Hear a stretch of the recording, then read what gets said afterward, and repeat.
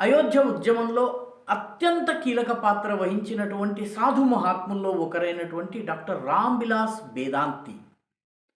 ఈయన సోమవారం నాడు శివైక్యం చెందారు. రామ్ బిలాస్ వేదాంతి అయోధ్యలోని నివాసం ఉంటూ ఒక పెద్ద ప్రభావవంతమైన మఠాన్ని నడుపుతూ ఉండేవారు. పరిశోధనలు చేసి డాక్టరేట్ పొందినటువంటి వ్యక్తి. మధ్యప్రదేశ్లోని రేవా ప్రాంతం నుంచి సన్యాసం తీసుకున్న తర్వాత అయోధ్యకు వచ్చారు. అయోధ్య ఉద్యమ సమయంలో ఆయన ఉత్తరాదిలోని నలుమూలల నలుచెరగులా తిరిగారు, ప్రసంగాలు చేశారు. అయోధ్య ఉద్యమానికి ఒక గొప్ప ఆధ్యాత్మిక నాయకత్వం ఇవ్వడంలో స్వామి వామదేవ్ కావచ్చును, అదేవిధంగా మహంత నృత్యగోపాల్ దాస్ కావచ్చు, పరమహంస రామచంద్ర దాస్ కావచ్చును, సాధ్వి రితంబర కావచ్చు, యుగపురుష్ పరమానందజీ కావచ్చును, ఈ తరహా నాయకులందరితో కలిసి ఆయన పనిచేశారు. ఆయన రీవాలో ఒక కార్యక్రమంలో పాల్గొనడానికి వెళ్ళినప్పుడు అస్వస్థతకి గురయ్యారు.